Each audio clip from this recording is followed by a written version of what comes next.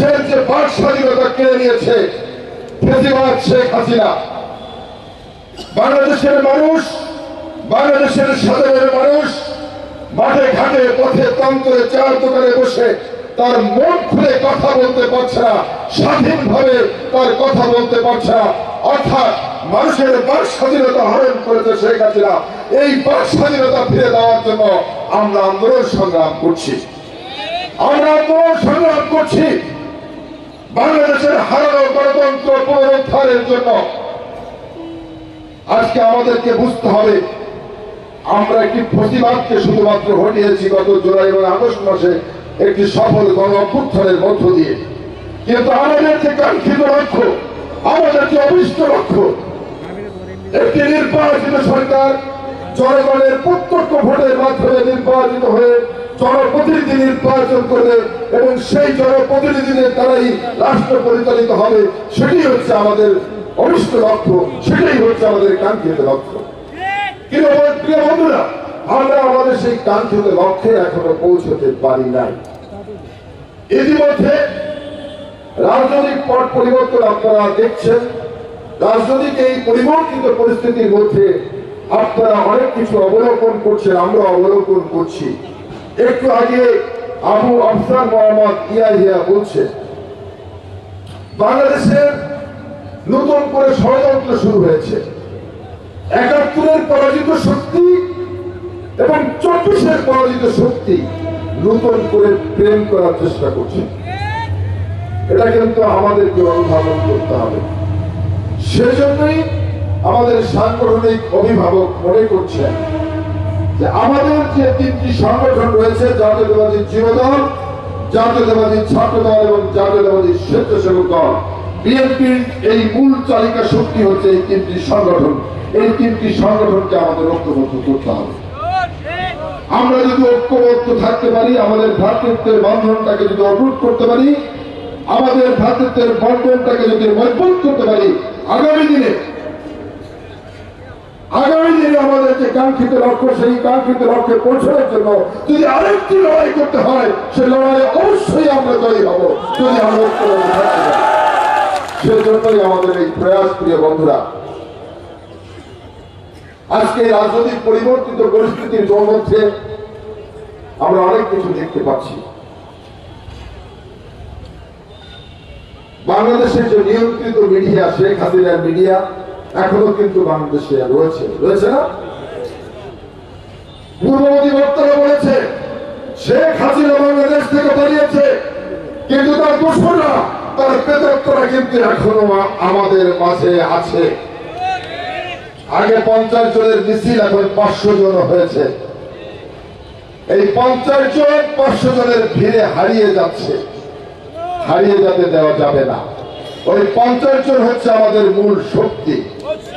মনে রাখবেন, ওই ৪৫০ হাইব্রিড ওই উপদেশকারীর ভিড়ে যদি ৫০ জন হারিয়ে যায়, আমাদের অস্তিত্ব হারিয়ে যাবে, সেটা কিন্তু মনে রাখতে হবে। যারা আপনাদের মধ্যে অনুপ্রবেশ করছে, তারা কিন্তু আপনাদেরকে নানাভাবে বিভ্রান্ত করবে এবং বিভ্রান্ত করছে। আমরা বিভিন্ন মাধ্যমে এই পরিবর্তিত পরিস্থিতির মধ্যে আমরা দেখছি, আমাদের সাংগঠনিক অভিভাবকও দেখছেন, বাংলাদেশের কিছু কিছু জায়গায় কিছু অন্যায় অপরাধমূলক কাজ সংঘটিত হয়েছে না? সবটা সত্য না, তবে কিছু সত্য ঘটনাও আছে। আমরা সেগুলো পর্যালোচনা করেছি এবং দেখেছি বিএনপির পদ হোল্ড করে যারা ১৭ বছরে নিষ্ক্রিয় ছিলেন, যারা আওয়ামী লীগের সাথে ড্যান্স করে চলেছে, অপকর্মটা তারাই বেশি করছে। সেজন্য আমাদেরকে সতর্ক থাকতে হবে। ওরা আপনাদেরকে নানাভাবে প্ররোচিত করবে, আপনাদেরকে প্রলুব্ধ করবে, আপনাদেরকে বিপদকারী করার জন্য, আপনাদেরকে অন্যায় কাজ করার জন্য নানান পথ দেখাবে। আপনারা কিন্তু সতর্ক থাকবেন। মনে রাখবেন, আপনার কোন ব্যক্তি অপকর্মের দায়, আপনার কোন ব্যক্তির অন্যায়ের দায় দল কিন্তু বহন করবে না। ইতিমধ্যে লক্ষ্য করেছেন অনেক সহযোদ্ধাকে কিন্তু দল থেকে বহিষ্কার করা হয়েছে, সাংগঠনিক ব্যবস্থা গ্রহণ করা হয়েছে। আমরা এই কাজটা করতে চাই না, কারণ 17 বছর অনেক ত্যাগ স্বীকার করেছেন আপনারা। এই আন্দোলন সংগ্রাম করতে গিয়ে আপনি ঘরে ঘুমাতে পারেন নাই, নদীর চরে গোয়াল ঘরে ধান খেতে মশারি টাঙিয়ে ঘুমিয়েছেন। আবার আন্দোলনের সময় রাস্তায় এসে আবারও ধান খেতে চলে গিয়েছেন। আমরা দেখেছি, পত্র পত্রিকার মাধ্যমে আমরা দেখেছি, সামাজিক যোগাযোগ মাধ্যমে আমরা দেখেছি আপনাদের ত্যাগ রয়েছে।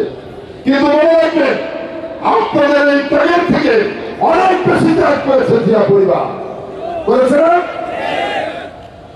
প্রিয় নেত্রী অনেক ভালো থাকতে পারতেন। ময়নুদ্দিন, ফখরুদ্দিন নানান ষড়যন্ত্র করেছিল প্রিয় নেত্রীকে বাংলাদেশ থেকে বের করে দেওয়ার জন্য, বিমান রেডি রেখেছিল, আমরা দেখেছি। কিন্তু প্রিয় নেত্রী আপনাদের কথা চিন্তা করে, বাংলাদেশের সাধারণ মানুষের কথা চিন্তা করে উনি দেশ ত্যাগ করেন নাই। উনি কারাগার বরণ করে নিয়েছেন 80 বছর বয়সে। অনুধাবন করতে হবে, ভালো থাকতে পারতেন, বিদেশে গিয়ে অনেক ভালো থাকতে পারতেন। যে বয়সে নাতি নাতনিদের সাথে সময় কাটানোর কথা, সেই বয়সে জেলখানাকে বেছে নিয়েছেন না? নেতৃত্ব ত্যাগ স্বীকার করেছেন আমাদের জন্য, দেশের মানুষের জন্য। এই কথাটা মনে রাখবেন। শুধুমাত্র রাজনৈতিক প্রতিহিংসার কারণে শেখ হাসিনা প্রিয় নেত্রীকে মিথ্যা মামলা দিয়ে 7 বছর কারারুদ্ধ করে রেখেছে। প্রিয় নেতাকে রাজনৈতিক প্রতিহিংসার কারণে একের পর এক মামলা দিয়ে আজকে বিদেশের বাড়িতে থাকার জন্য বাধ্য করেছিল শেখ হাসিনা। মনে রাখতে হবে, প্রিয় নেতা দেশনায়ক তারেক রহমান ত্যাগ স্বীকার করেছেন আপনাদের জন্য, আমাদের জন্য। আরাফাত রহমান কোকোকে নির্যাতন করে হত্যা করা হয়েছে। প্রিয় নেত্রীকে তার 40 বছরের স্মৃতি বিজড়িত বাড়ি থেকে এক কাপড়ে বের করে দিয়েছে। আমার নেত্রী কাঁদতে কাঁদতে সেদিন বাড়ি থেকে বের হয়ে গিয়েছিল, শরীর আঁচল দিয়ে মুখ মুছতে মুছতে, আমরা দেখেছি না? সেজন্য জিয়া পরিবারের ত্যাগের কথা মনে করে আমরা আমাদের উপর নির্যাতন, সেটা আমরা ভুলে থাকবো। প্রিয় নেতৃবৃন্দ, সেজন্য বলতে চাই, আমাদের আদর্শের জনক শহীদ রাষ্ট্রপতি জিয়াউর রহমান তার সততা, তার নিষ্ঠা, তার দূরদর্শিতা এবং তার বিচক্ষণতা দিয়ে অতি অল্প সময় উনি রাষ্ট্র পরিচালনা করেছিলেন। উনি স্বাধীনতার ঘোষণার মধ্য দিয়ে নিজে অস্ত্র হাতে তুলে নিয়ে প্রিয় মাতৃভূমিকে হানাদার মুক্ত করে প্রিয় মাতৃভূমিকে স্বাধীন করেছিলেন। সেই নেতার দল বাংলাদেশ জাতীয়তাবাদী দল, সেই দলের একজন সদস্য হিসাবে নিজেকে গর্ববোধ করি। প্রিয় বন্ধুরা আমার, আমাদের আদর্শের জনক শহীদ রাষ্ট্রপতি জিয়াউর রহমান আমাদের প্রেরণার উৎস, দেশের বেগম খালেদা জিয়া আমাদের শক্তির উৎস, দেশনায়ক তারেক রহমান। প্রিয় বন্ধুরা, অনেক কথা শুনেছি তারেক রহমানের সততা নিয়ে। তারেক রহমানের সততার পরীক্ষায় উত্তীর্ণ আমরা মনে করি, শতভাগ উত্তীর্ণ হই। যার মা প্রধানমন্ত্রী, বাবা রাষ্ট্রপতি, বাবা সেনাবাহিনীর প্রধান, তার তো অনেক কিছু থাকার কথা ছিল। কিন্তু আমরা যখন দেখি তারেক রহমানের নামে যখন মিথ্যা মামলা দায়ের করা হয়, সেই মামলা যখন তারেক রহমানের বিরুদ্ধে গ্রেপ্তারি পরোয়ানা জারি করা হয়, সেই গ্রেপ্তারি পরোয়ানা কোথায় যা পাঠাবে সেই ঠিকানা ওই কারাগার, ওই আদালতের ম্যাজিস্ট্রেট সাহেব খুঁজে পান না। তারেক রহমানের কোন ঠিকানা উনি খুঁজে পান নাই।